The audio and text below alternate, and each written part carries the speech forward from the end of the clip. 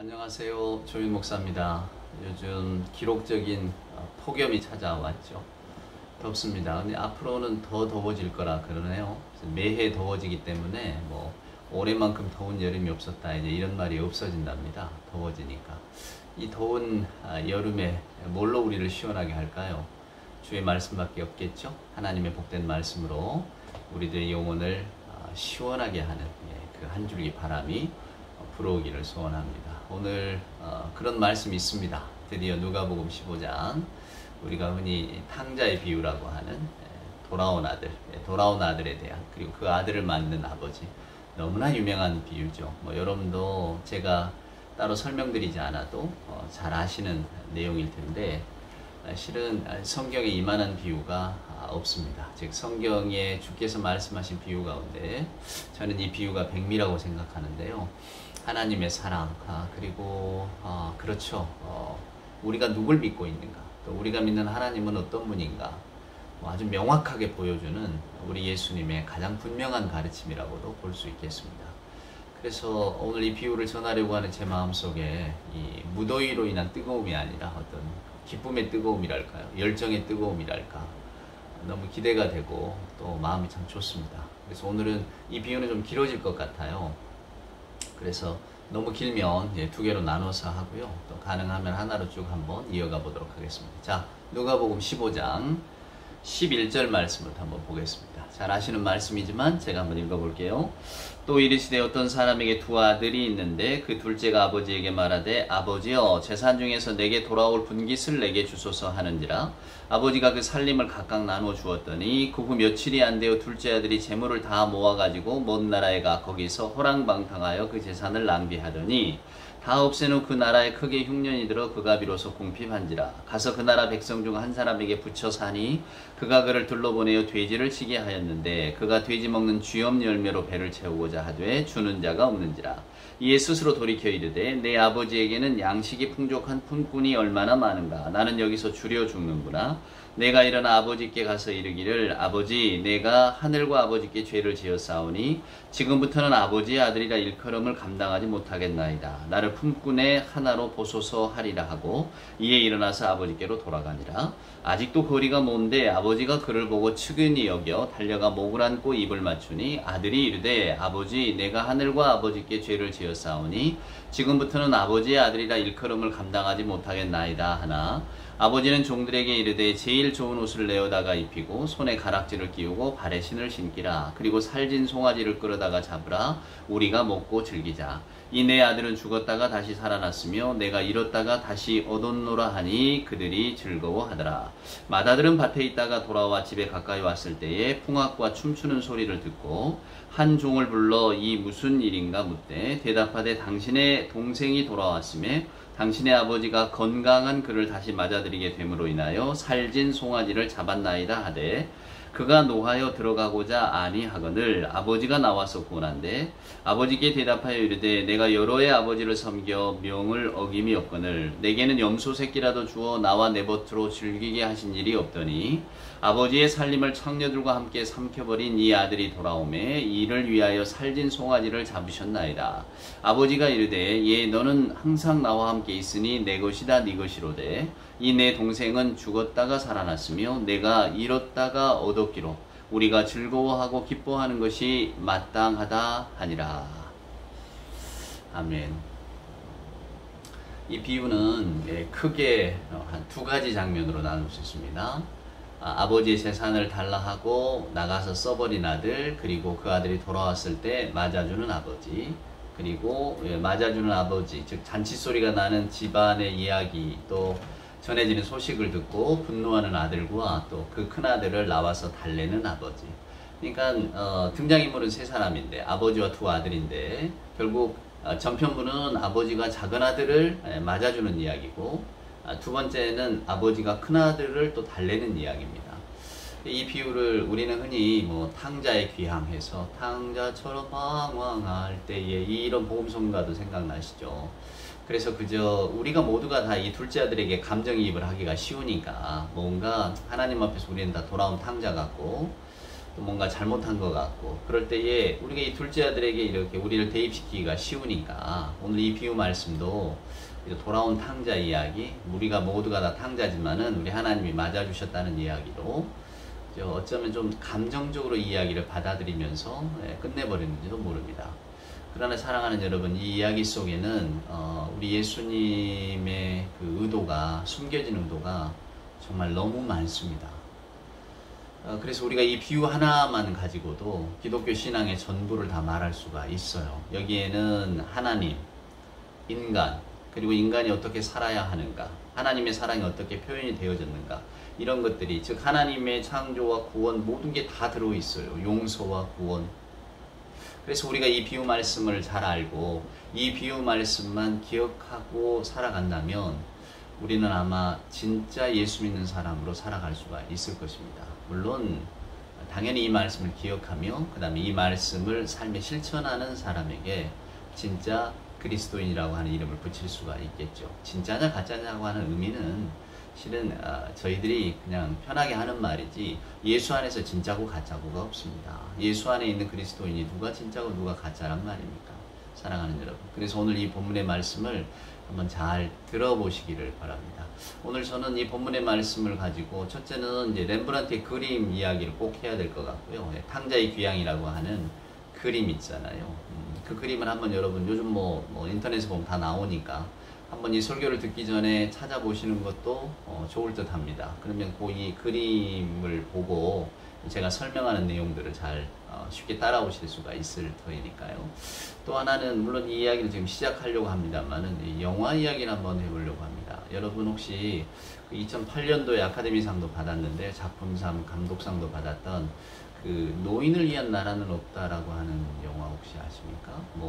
There is no country for old men이라고 하는 영화. 이게 원래 그 코맥 메카시라고 하는 미국의 작가의 소설이에요. 이 제목도 예이츠라고 하는 시인의 어떤 시에서 따왔다는데, 거기 보면 이 안톤 쉬거라고 하는 그냥 잊어버릴 수 없는 악당이 나옵니다.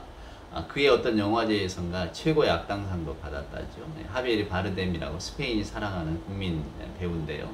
그가 어쩌다 이렇게 그 킬러, 무자비한 아주 악당 연기를 했는데, 저도 그 영화를 보고 나서 참 그 사람 얼굴이 잊혀지지가 않습니다.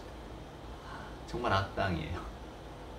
노인을 위한 나라는 없다. 오늘 제가 이 설교 본문을 이야기하면서 왜 이 영화를 꺼내느냐 한번 보세요. 네, 그 영화는 이렇습니다. 노인이라고 하는 것이 결국은 세상을 산 사람이잖아요. 지혜 있는 사람, 세상을 합리적으로 보는 사람, 상식적으로 보는 사람. 근데 아까 제가 안톤 시거라고는 악당 이야기를 했습니다만 희대의 악당이거든요. 이 사람에게는 법칙이 없어요. 법도 질서 아무것도 없습니다. 혼돈만 있습니다. 그냥 쏴요. 죽는 사람도 우연한 행운으로 인해서 죽기도 하고, 그저 아무 일 없었는데, 아무 인과관계가 없는데 마주쳤다는 이유로 죽기도 하고 그렇습니다. 그 휴게소, 우리 같으면 편의점이죠. 편의점에서 이 동전 던지면서 그 주인하고 나누는 이야기를 보면 등골이 오싹오싹합니다. 제가 왜 이 이야기를 꺼내냐면, 그 영화는 노인을 위한 나라는 없다. 즉 세상이 혼돈하다는 거예요. 합리적이고 이성적이고 이유가 있는 세상이 아니라는 겁니다. 그러니까 세상을 비꼬는 거죠. 오늘날 우리가 살아가는 세상은 우연과 또 어떤 그 혼돈에 가득 차 있다. 이런 겁니다. 예측할 수 있는 세상이 아니라는 거죠. 그래서 그 영화 제목을 노인을 위한 나라는 없다. 저도 영화를 보고 나서는 굉장히 어안이 벙벙했거든요. 이게 무슨 영화 제목이 이런가 말입니다. 희대의 악당도 아니고, 행운이 불러온 불행 이런 것도 아니고 말입니다. 노인을 위한 나라는 없다. 근데 이 설교를 준비하다 보니까 문득 그 영화가 생각이 나는 겁니다. 오늘 이 본문의 말씀은 제목을 정하자면 큰형을 위한 나라는 없다. 이건 하나님의 나라입니다. 그러면 우리가 살아가는 세상은 아버지를 위한 나라는 없다. 노인을 위한 나라는 없다가 되겠죠. 그래서 만약에 이 설교가 길어진다면 이렇게 반으로 잘라서 하나는 큰형을 위한 나라는 없다. 또 하나는 아버지를 위한 나라는 없다. 한번 이렇게 해보려고 하는데, 뭘부터 시작해볼까요? 먼저 아버지를 위한 나라는 없다부터 한번 시작을 해볼까요? 예. 오늘 이야기의 시작은 사랑하는 여러분, 한 아들이 아버지에게 재산을 나눠달라 했다고 합니다. 재산을 나눠달라니?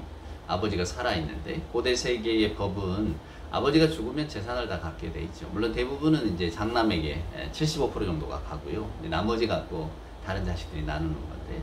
근데 오늘 여기에는 나온 이 둘째 아들이, 두 아들이 있는데 그 둘째가 아버지에게 재산을 좀 나눠주세요 했다는 거예요. 불효막심한 일이죠. 아버지가 살아계시는데 있을 수 없는 일입니다. 아마 예수님의 이야기를 듣는 그 사람들, 청중들은 뭐 이런 불효 자식이 다 있는가, 뭐 이런 경을 칠 자식이 다 있는가 생각했을 거예요. 그리고 당연히 그 아버지의 반응은 나무라고 꾸짖어야 되는데, 왜냐면 불안당 같은 자식이잖아요. 아니 대놓고 아버지가 돌아가셨으면 좋겠다고 하는 것 아니에요? 난 아버지 죽기까지 기다릴 수가 없으니 빨리 재산 좀 나눠주세요. 이런 아들이 어디 있습니까? 근데 놀랍게도 예수님의 비유에 나오는 이 아버지는 재산을 나눠줘요. 아버지가 독특한 거죠. 사랑하는 여러분. 이상한 아버지입니다. 아들을 꾸짖어도 지금 시원찮을 판인데 나눠줘요. 이제 이 아들이 나갔어요. 그리고 이 아들이 나갔다가 오늘 성경의 본문은 다 써버렸다 그래. 먼 나라로 가서 호랑방탕하게 다 재산을 낭비했다는 겁니다. 그리고는 다 낭비한 후에 이제 공공한 처지에 빠졌어요.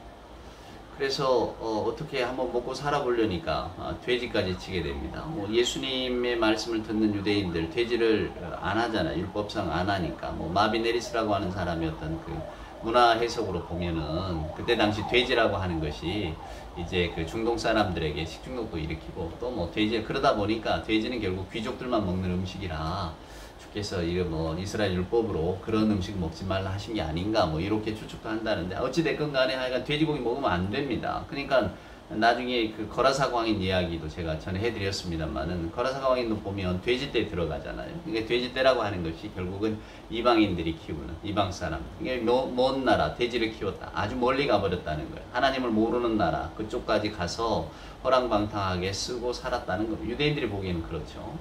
근데 이제 그 쥐염나무 열매를 먹다가 이제 이 아들이 생각한 겁니다. 야, 이거 우리 아버지 집에 가면 하인도 이보다는 잘 먹는데, 그럼 내가 그냥 아버지 집으로 차라리 가야 되겠다. 아들은 못 되더라도 하인으로는 받아줄 것 아닌가. 그리고 이제 아버지께로 돌아옵니다. 여러분 여기서 놓치시면 안 되는 장면이 있어요. 그건 뭐냐면, 저나 여러분이 아이고 이 돌아온 탕자를 어떻게 주께서 맞아주실까라고 하면서 탕자처럼 방황할 때에 날 안아주시는 이런 노래도 부르지만은, 중요한 건 탕자는 지가 잘못한 줄 알고 돌아와요. 어찌됐건 간에 나 잘못했어요 이러고 오잖아요. 근데 오늘 이 아들은, 사랑하는 여러분, 전혀 그 마음이 아니에요.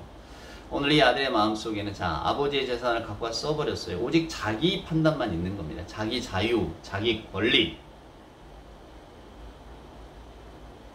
자기 좋을 대로만 산 거죠. 근데 이런 인간이 변합니까? 끝까지 자기 좋을 대로 사는 거예요. 공공한 처지에 떨어졌어요. 아주 궁핍해졌죠. 지금 이 굶어 죽기 일부 직전이에요. 내가 이러다가 죽겠구나 생각하니까 아버지 집이 생각나는 거고, 아버지에게 가면 하인들도 이 정도는 더 먹는데 설마 이 정도는 먹여주겠지 라고 한 겁니다. 내가 아들로 받아달라는 건 아니에요. 나도 염치는 있으니까. 하지만은 하인으로 써주시면 제가 어떻게든 살지 않겠습니까? 아주 뻔뻔한 아들입니다. 아주 계산이 빠른 아들이에요. 저희 같으면 서로 내 자유, 내 권리, 내가 한번 해보고 싶어서 젊은 혈기에 안달이 나서 아버지에게 재산을 억지로 이렇게 뺐다시피 해서 얻어서 갔다고 해서 했다고 칩시다. 실패하고 써버리고 하나도 없으면 민망해서라도 못 돌아가죠. 아마 우리들의 모습이 여기까지는 갈 겁니다. 아버지에게 달라고는 할 수 있고 써버릴 수는 있지만, 차마 오늘 이 아들처럼 돌아가겠다고 하는 아들이 있겠습니까? 우리는 못 돌아갈 겁니다. 자존심 상해서라도 못 돌아가고 민망해서라도 못 돌아갈 텐데, 오늘 이 아들은 전혀 안중에 없어요. 오직 자기밖에 없는 인간이에요. 돌아갑니다. 내가 여기서 이 쥐염나무 열매나 먹고 사느니 차라리 우리 아버지 밑에 가서 살겠노라고 돌아가요. 그러니까 그 마음이, 사랑하는 여러분, 내가 잘못 살았구나. 내가 이렇게 처지에 떨어져다 보니까 이게 내가 아버지 말을 안 듣고 아버지의 어떤 그 슬하에서 벗어난 것이 내가 이게 참 내가 모르고 한 짓이었구나. 내가 가서 아버지 앞에 용서를 빌어야지. 이게 아니란 말이에요. 사랑하는 여러분. 오직 그의 마음속에는 어떻게 하면 이 궁핍함을 내가 이렇게 면해볼까? 그러니까 오늘 성경 본문에 보면, 내가 일어나 아버지께 가서 이르기를, 아버지, 내가 하늘과 아버지께 죄를 지었사오니 지금부터는 아버지의 아들의 일컬음을 감당하지 못하겠으니 나를 품꾼이 하나로 보소서 하리라 하고, 여러분 이 말이, 이 마음이 내가 지금 너무 후회스럽고 아버지의 사랑이 그립고 내가 왜 도대체 이 지경이 되고 보니까 어쩌다 내가 아버지한테 이렇게까지 못되게 했는가, 뭐 이런 생각이 들어서 아들로서 철이 나서 지금 아버지께 빌려 가는 게 아니고 궁핍하기 때문에 굶어 죽게 생겼으니까. 그리고는 이제 핑계를 대잖아요. 아, 내가 하늘하고 아버지께 죄를 지었사오니 내 이제 아들은 못하겠고 종이라도 좀 받아주세요. 이 마음의 진정성이 여러분 느껴지십니까? 저는 하나도 느껴지지가 않습니다. 오늘 이 아들, 오직 이 아들에게 중요한 것은 자신의 궁핍한 처지예요. 이 처지를 어떻게 타개해 볼까? 어디 빌붙일 데도 없고 못 나라잖아요. 그러니까 그냥 뭐 아버지께로 가면 아버지 뭐 하인을 시켜주겠지. 돌아온 거. 저나 여러분이 하등의 동정의 어떤 그걸 줄 수 있는 아들의 모습이 아니에요. 그러니까 우리는 이 비유를 읽으면서 아, 이 돌아온 아들이 나갔겠거니 우리가 늘 아버지한테는 벗어나서 항상 내 멋대로 살다가 또 뭐 내 마음대로 살다가 아버지께로 돌아오는 어쩌면 이 현대인의 모습이잖아요. 예, 우리가 뭐 알게 모르게 늘 하나님으로부터 벗어나서 자기 나름의 삶을 살아보려고 모색하잖아요. 그러다 보니까 이게 극적인 간증거리였던 본문이 됩니다만은 아, 나도 이렇게 살았다고 이 아들처럼 하나님도 모르고 그저 세상에서 뭐 마음대로 때로는 불황만처럼 누구를 때리기도 하고 속이기도 하고 뭐 마음대로 그냥 세상 사람들이 손가락질을 하는 일들을 막 하고 살았는데 내가 하나님의 은혜를 알고 돌아와 보니까 이게 아니더라 뭐 이런 것 말입니다. 근데 오늘 여기 보면 이 예수님의 비유 속에 등장하는 둘째 아들은 천하 이런 사람이 없는 거예요. 없어요. 아주 뻔뻔하고 자기밖에 모르는, 예. 어려운 처지, 궁핍한데 바닥에 떨어져도 오직 자기밖에 모르는 그런 사람이에요. 그런데 오늘 극적인 반전은 어디서 일어납니까? 바로 이 아들을 기다리는 아버지의 모습에서 일어나는 거예요. 사랑하는 여러분, 오늘 이 아버지는 이 본문의 말씀이 계속 이어지는데 일어나서 아버지께로 돌아가는데 아버지가 이렇게 먼데 보고는, 예, 멀리서도 보고 한눈에 알아보고 그냥 맨발로 달려옵니다. 유대의 어떤 그 예수님 당시의 풍습으로 비한다면 어른이 달린다는 건 있을 수 없는 일이거든요. 우리 옛날 양반도 뭐 비가 와도 안 뛴대잖아요. 그런 것처럼 고대의 동양의 사회 속에서는 이게 뛰는 거 이게 흔치 않은 일입니다. 근데 이 아버지가 막 뛰어나가요. 측은이에게 달려가서 그냥 목을 껴안고 입을 맞추고는 하늘에 아, 우리 아들이 돌아왔으니 이제 나는 다 했다. 여기서 여러분 이제 헨리 나우엔의 이야기가 나와야 됩니다. 예, 렘브란트의 그림. 헨리 나우엔이라고 하는 분이 있어요. 저도 이분의 책을 참 좋아해서 많이 읽었습니다. 어려서는 정말 많이 읽었고요. 그리고 이분의 삶이 주는 그 깊은 울림이 있어요. 근데 이분이 이제 탕자의 귀향이라고 하는 책을 썼거든요. 포이에마라고 하는 출판사에서 저희들이 냈는데 다른 게 아니고 이 렘브란트의 탕자의 귀향이라고 하는 이 그림을 보고 쓴 책입니다. 근데 그 책도 참 좋았어요. 참 좋았어요. 이 헨리 나우엔의 이야기를 여러분 한번 꼭 읽어보시기를 바랍니다. 제가 이분을 처음 접한 거는 1998년 가평에 제가 화학산의 군종 목사로 처음 임관을 했을 때거든요. 근데 그 군종 목사로 하면서 그 화학산에 교회가 있습니다. 1468m. 아마 우리나라에 제일 높은 곳에 있는 교회가 아닐까 생각하는데, 물론 이제 그 군 시설 가운데 일부를 개조해서 교회로 만든 거죠. 거기에 가니까 전임 목사님들이 쓰셨던 서가가 있더라고요. 그래서 책이 뭐 한 50여 권 정도 꽂혀 있는데 거기에서 제네시 일기라고 하는 책이 있었어요. 그게 헨리 나우엔이 쓴 제네시라고 하는 수도 공동체에 들어가서, 그러니까 수도원에 들어가서 몇 달 살면서 쓴 일기입니다.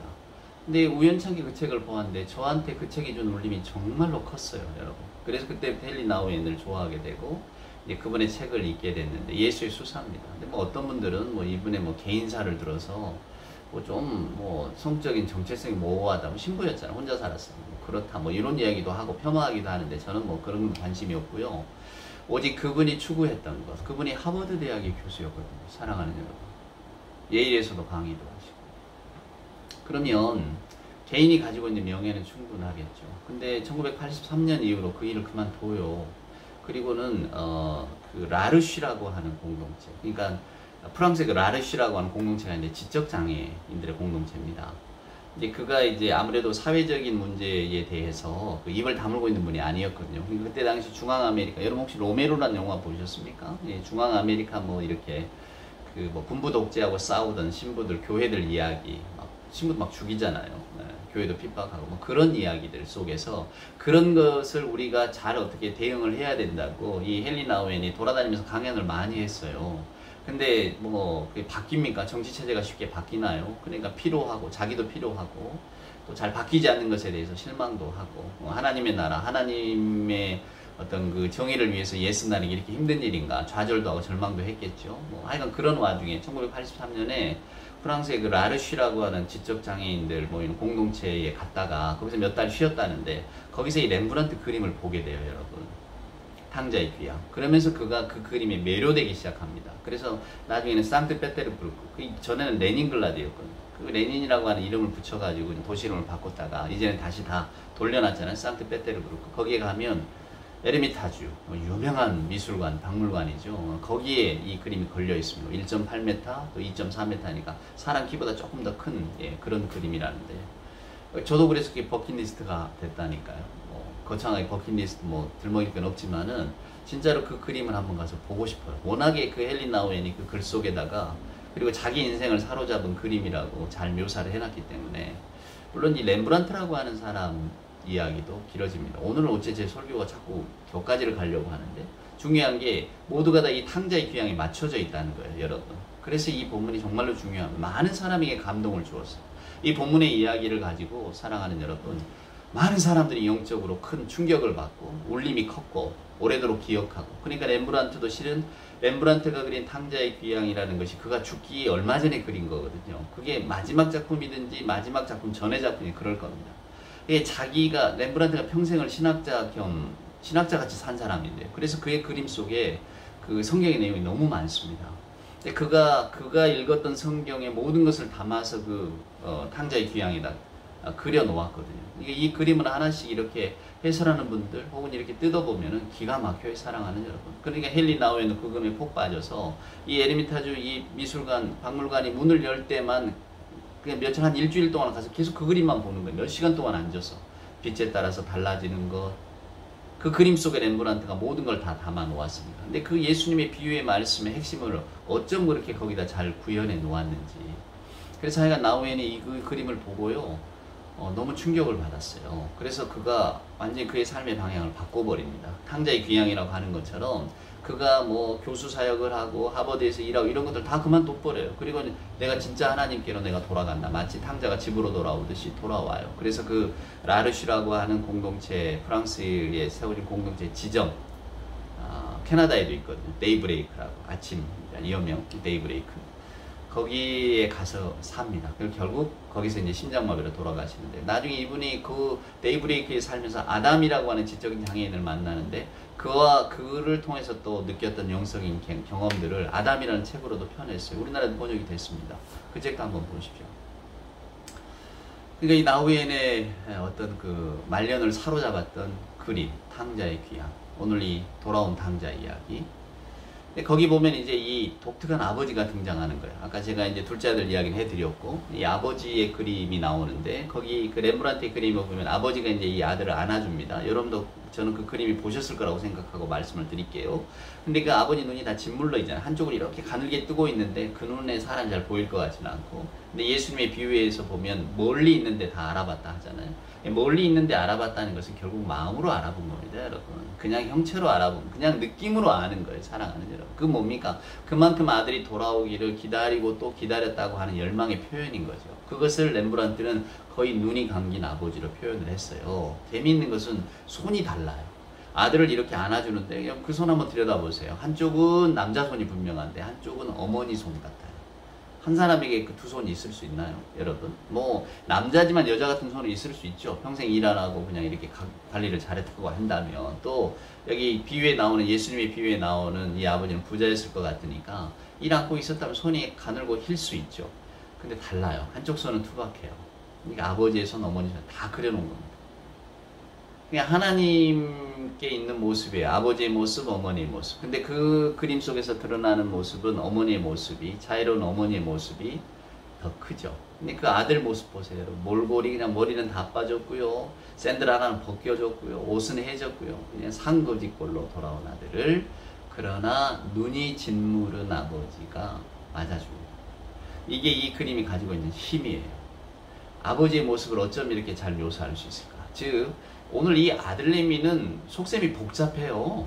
이미 뭐 자기가 불효를 했지만 그래도 내가 여기 아니면 나는 죽을 수밖에 없다라고 생각하니까 어찌됐건 아버지를 찾아왔단 말이야. 그리고는 입에 발린 것처럼 아버지 제가 잘못했어요 하고 빈단 말이죠. 근데 오늘 이 아버지는 다 필요 없는 거예요. 이 사람의 어떤 그 마음속 깊은 곳에서 우러나오는 변명 혹은 뭐 이런 것들 다 필요 없어요. 나는 너를 다 무조건적으로 받아주는 거예요. 세상에 이런 아버지가 어디 있습니까? 우리 안에서는 찾아볼 수 없죠. 단 한마디라도 그래 이놈아 너 잘못했지. 그러나 나는 네 아버지니까 내가 너를 맞아주마. 이런 게 없어요. 이런 동정, 이런 연민이 아니고 오직 긍휼입니다. 사랑하는 여러분. 긍휼. 우리가 흔히 긍휼하신 하나님 이렇게 말들을 많이 하잖아요. 긍휼. 하나님은 긍휼하시다. 여러분이 긍휼이라고 하는 단어가 어떤 뜻인지 아십니까? 원래 이제 히브리 말로 라하밈이란 말. 하밈이 자궁이거든요. 아들을 품은, 자식을 품은 어머니의 마음, 자궁. 그래서 그 이사야서 49장에 보면 이런 이야기 여러분 나오지 않습니까? 어찌 여인이 그 젖먹이는 자식을 잊을 수가 있겠냐. 너는 내 손바닥에 새겼다. 이게 그 이사야 선지의 입을 통해서 하나님께서 이스라엘 백성들에게 주시는 말씀인데 결국은 나는 니들의 어머니다 이 뜻 아닙니까? 어떻게 어미가 젖먹는 아이를 잊어버릴 수가 있겠느냐. 그것을 성경은 긍휼이라고 표현하거든요. 그 어머니의 마음. 오늘 이 아버지에게는 합리적인 거 다 필요 없는 거예요. 사랑하는 여러분. 하나님의 나라는 그런 나라입니다. 세상은 노인을 위한 나라는 없는 거예요.